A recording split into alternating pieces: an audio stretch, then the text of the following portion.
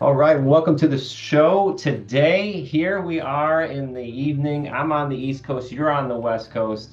Sharad, welcome to the show, man. Hey, thank you, Brett, for having me.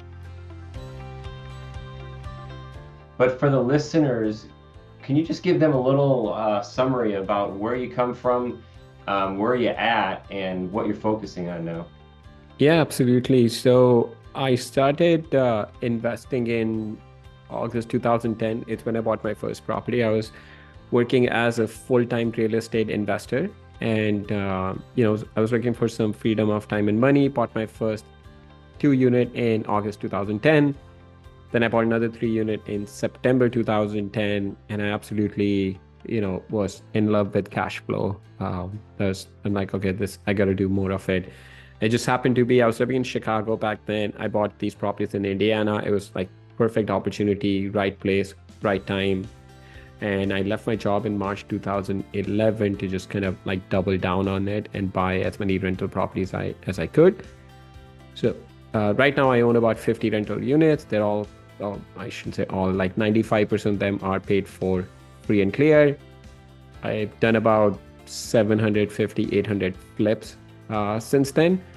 And I own a property management company. And then I also own a real estate CRM company for investors. Throughout that process, did you use leverage and then focus the I cash did. flow to pay the leverage off? Exactly. That's exactly what I did. I was very intentional about the leverage that I was getting. So I connected with this private money lender. She, I think, financed, I don't know, 15, 20 houses for me initially. And these were 2-year amortization, 7-year amortization, 2-year balloon loans that I had.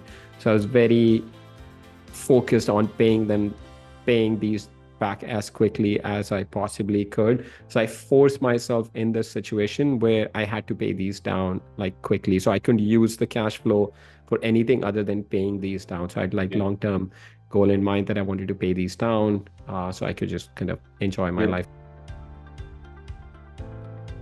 What are some of those that come to mind first? Like if the listeners are out there and maybe have that duplex and a tri or a quad and they're just starting to feel that how it feels to cash flow and be leveraged Right. properly. What are some systems, what are the first systems that pop into your mind that would be useful for the listeners?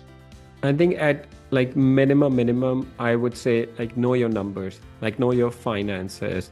If you're cash flowing, let's say on a duplex, $200 a month, I mean, is that $200 reasonable? Could you be cash flowing $300 by looking at your financials, seeing the usage of everything that you have? Are you paying the contractor reasonable? Could you save a little bit money on how much you're paying contractors?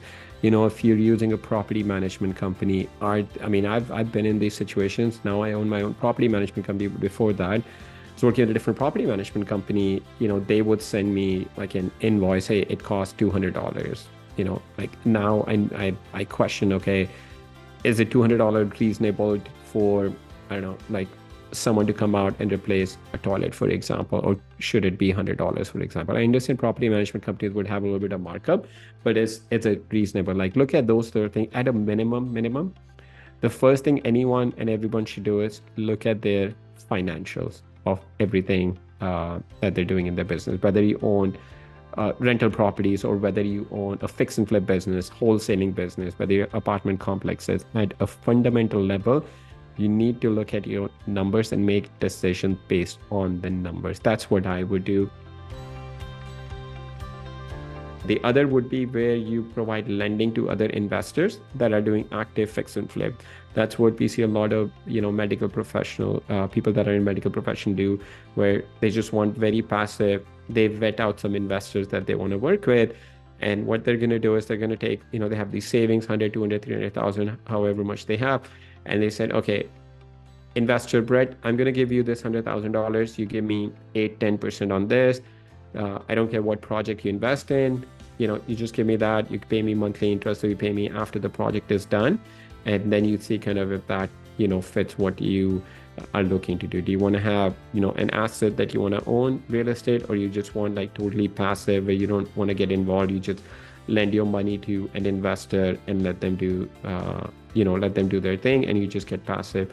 Or the third thing would be, if you have a little bit of time where you actively look at properties that you want to buy, the best thing would be to connect with an agent in the area and see if they can help you buy a fixer-upper property, where you can add a little bit of value to the property, have a little bit equity built in, and then the agent can also open doors for you to connect with other contractors and other contacts that you need in your area to get you started with that. How do I scale? How do I get away from my profession per se and get to that point where I'm maybe a little closer to where you're at, Sharad? In that case, I would say is like reinvest as much as you can. If you have a full-time job and then the money that you're getting from these rental properties, take all of that money and keep investing, like just really believe and put faith in the snowball effect, right? Let the power of the accumulation, or whatever you call it, Einstein's eighth law or whatever it is, let's just compound, let the power of compound interest take place. I mean, that's how I got started. I didn't buy 50 units out of the gate, but I was very intentional about, this is where I want to be, 2, 3, 5 years down the road. I mean, it's a different market. So instead of 2, 3 years, it might take someone 7, 10 years, but just stick with it. It's like the same thing, for someone to go from 250 pounds to 200 pounds is easier, but if you're going from 500 pounds to 200 pounds, you just need to have longer time horizon, right? You need to be more intentional, more diligent about what you're doing, right? The input that you control. So what I would say, all the money that you're getting from your cash flow, about 5, 10, 15 units, make sure you don't touch any of that. Set that aside for next property, right? Any money that you can save right now. So make a little bit of sacrifice in your life right now for the future. Figure out what investment strategy you feel comfortable with. It's the rental properties, whether it's 1 to 4 units, whether it's bigger units, that's what you've done research on. Just go all in. Do the research upfront that, hey, this is what I'm going to do. This is what I feel 100% confident with. And don't look at what other people are doing. Different people are going to get to financial freedom using different investment strategy. I may have gotten to that through buying rental properties.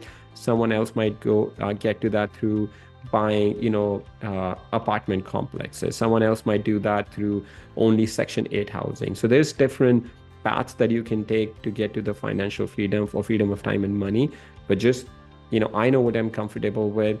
I didn't want any leverage. That's my comfort level. I could have 150, 200 units, but I did not want that. I just wanted freedom of time and money as quickly as I could get.